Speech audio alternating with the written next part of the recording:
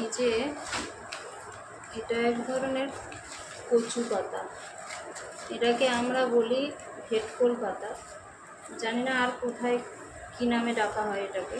এই পাতা রেসিপি বললে যে সেইভাবে যদি করে খাওয়া হয় তাহলে একবার খাওয়ার পরে বারবার মনে হবে খাই। রেসিপিটা জানতে হলে কিন্তু পুরো ভিডিওটা দেখতে হবে।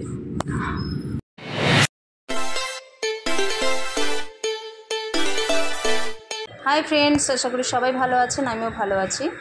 তো সবাইকে গুড মর্নিং জানিয়ে আমি একটা নতুন ব্লগ শুরু করছি।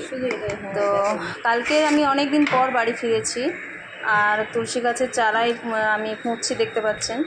আসলে আমি প্রতিবারই যখন কোথাও যাই তখন আমার সব গাছ মারা যায় জল দেওয়ার অভাবে।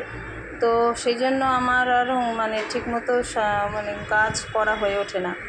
তো কালকে আমার বড়দা তুলসী গাছের চারা বেশ 2-3টে নিয়ে একসাথে মাটিতে বেশ সুন্দর করে গুছিয়ে আমাকে দিয়েছে। আজকে আমি সেটাকে টবে পুঁতবো। আর টবে যে ছোটো দুটো গাছ দেখছেন, এই দুটো হচ্ছে পুঁই শাকের গাছ বেরিয়েছিল, কিন্তু আমি ছিলাম না বলে সে গাছগুলো আর বাড়েও নি, কিছু হয়নি, ওইটুকুনি হয়ে আছে। তো যাই হোক, সেই টবেতে দিয়ে দিলাম। তো আজকের বেশ অনেক কিছু আমি দেখাবো আপনাদের, যেগুলো আমি আমার গ্রামের আমার বাবার বাড়ি থেকে নিয়ে এসেছি, এবং আমার বড়দা আর মার দুজনেরই হাতে তৈরি গাছের ফল আর কি। তো সবাই থাকুন আমার সঙ্গে, ভিডিওটা দেখতে থাকুন।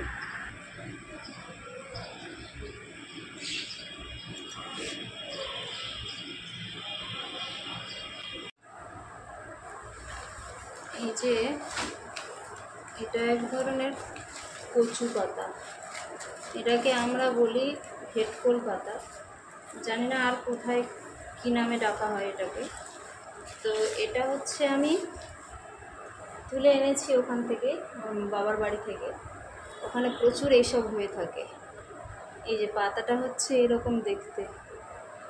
তো এই পাতা রেসিপি বললে যদি সেইভাবে যদি করে খাওয়া হয় তাহলে একবার খাওয়ার পরে বারবার মনে হবে খাই। সেটা হলো, এই যে পাতাগুলো এখান থেকে এরকমভাবে কেটে নিয়ে সমস্ত পাতাগুলো একটু কুচি করে আর সিদ্ধ করে নিতে হবে, ভাপিয়ে নিতে হবে। নেওয়ার পরে বেটে, ভালো করে বেটে, বেশি জল টল দিলে আবার ভালো লাগবে না, সেটা তো পুরো ঝুড়ো ঝুড়ো করতে হবে, সেই জন্য জল বেশি না থাকলেই ভালো হয়। তো একটু বেটে নিয়ে কড়াইতে তেল, কালো জিরে, শুকনো লঙ্কার ফোড়ন দিয়ে আদা, রসুন, পেঁয়াজ সব কিছু সুন্দর করে কষিয়ে ওই বাটাটা দিয়ে ভালো করে কষাতে হবে। তবে এই রান্নাতে একটু তেল বেশি লাগে। যতক্ষণ না বাটাটা পুরো শুকনো হচ্ছে, একদম বেশ কাদা কাদা হয়ে যায়, আবার ডেলা ডেলা মতো হয়ে যায়, সেই রকম পজিশানে যতক্ষণ না আসছে ততক্ষণ পর্যন্ত কিন্তু নাড়াতে হবে কড়াইতে। শুকনো, একদম শুকনো হয়ে গেলে তারপরে সেটা নামাতে হবে। সেই শুকনো এতটুকু বাটা হলেও যদি ভাত দিয়ে খাওয়া যায় তো এত সুন্দর লাগে খেতে, মনে হবে যেন বারবার খাই। এই রেসিপিটা এত ভালো লাগে।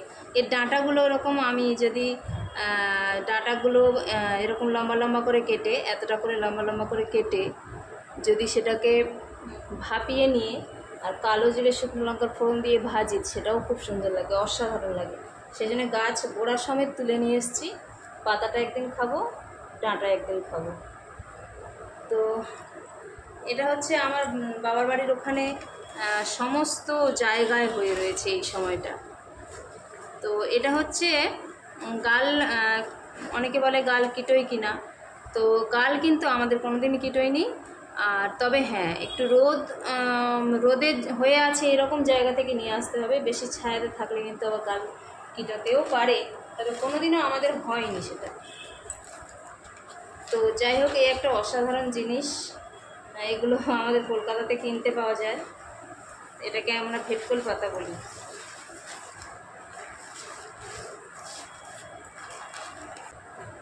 আর আমার বড়দা আর মা হচ্ছে বিভিন্ন ধরনের গাছ করে রেখেছে, বেল গাছ, কলা গাছ, কাঁঠাল গাছ, তারপরে আমলকি, পাতিলেবু, গন্ধরাজ লেবু, বিভিন্ন ধরনের আর কি গাছ আমার বড়দা খুব করে আর কি। মাও আছে তার সাথে। তো এই বেলটা আমাকে দিল, এটা ছোট ছোট বেল, এটা গাছের একদম মানে শেষ হতে চলেছে ফল, সেই সময়ের বেল এটা। নইলে এর থেকে ঠিক মানে অনেকটাই বড় আকৃতিতে বেল হয় আমাদের গাছে। এই যে বিশাল আকৃতি একটা কাঁঠাল, বড়দা এটা দিল গুছিয়ে। আমি বললাম ছোট দেখে দে, সে ছোট দিল না, এটাই দিল। কত খাবো আমরা তিনজনে। এই যে লেবুগুলো গাছে হয়েছে, গন্ধরাজ লেবু। আরও কালকে আমরা খেয়ে নিয়েছি, আজকে একটা খেয়ে নিয়েছি, দুটো খেয়ে নিয়েছি। তো এই কটা নিয়ে এসেছি। আর আগে মানে এর ঠিক 3 ডবল লেবু হতো। তো একটা সময় কেউ বিক্রি করার মানে লোক ছিল না আর কি, বড়দা থাকতো না বাড়িতে। তো হাটে গিয়ে বিক্রি করার ব্যাপার ছিল, তো সেইগুলো করার মতো কেউ ছিল না। গাছের তলায় পড়ে পড়ে নষ্ট হতো, সবাই চুরি করে নিয়ে চলে যেত। তা গাছগুলো একদিন মানে সব গাছ কেটে দিয়েছিল আমার দাদা। দেওয়ার পরে তখন বিশাল বড় বড় আকৃতির লেবু হতো। তো সেই কাটা জায়গা থেকে আবার গাছ বের হয়, সেই গাছ থেকে এই লেবু। প্রচুর রকমের গাছ বড়দা করে রেখেছে আর কি, অনেক রকমের গাছ। তো যাই হোক, হ্যাঁ বাগানে পুরো ভর্তি। তো সবই গাছের জিনিস আর কি। আর কয়েকটা জিনিস, যেটা হচ্ছে আমার বড়দা আর বড় বৌদি দার্জিলিংয়ে গিয়েছিল, আমার ছেলের জন্য এই সোয়েটারটা এনেছে, আর ওর বাবার জন্য এটা এনেছে।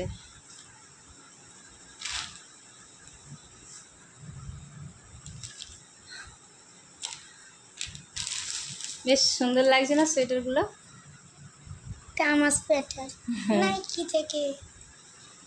ছাতা আর আমার জন্য এনেছে এটা। ছাতাটা এত সুন্দর দেখতে, আমি আপনাদের দেখাচ্ছি খুলে। বাবা খোলো তো। তো এটা কি একটা ব্যাগে রেখেছো না? হ্যাঁ হ্যাঁ ব্যাগ।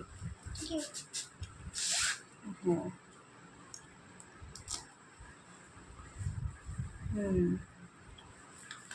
টাঙাও। আমি জানি না। এই তো জানি না মানে, এই তো পেরেছো। খুব বড় এটা। হ্যাঁ, আর এদিকে কি সুন্দর ডিজাইন, তাই না? দেখতে কত সুন্দর। হ্যাঁ এটা জাস্ট করা যায়, হ্যাঁ ছোট হ্যান্ডেল বড় হ্যান্ডেল করা যায়। হ্যাঁ বেশ মজার জিনিস, তাই তো? দারুণ। ছাতাটা বেশ বড় এবং দেখতেও কত সুন্দর। তো আজকে ছিল আমার ভিডিওটা এত দূর পর্যন্ত। কালকে অনেক দিন পর এলাম বাড়িতে। প্রথমে শ্বশুর বাড়িতে গিয়েছিলাম, 10-11 দিন ছিলাম, সেখান থেকে ষষ্ঠীতে গিয়েছিলাম বাবার বাড়িতে।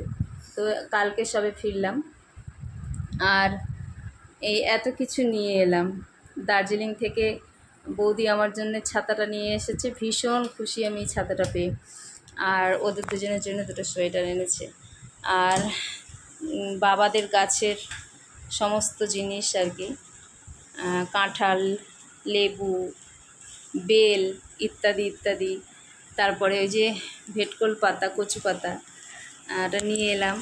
তো সব কিছু মিলিয়ে ভিডিওটা কেমন হয়েছে আমাকে অবশ্যই আপনারা জানাবেন। আর যদি ভালো লেগে থাকে অবশ্যই লাইক, কমেন্ট, শেয়ার করবেন।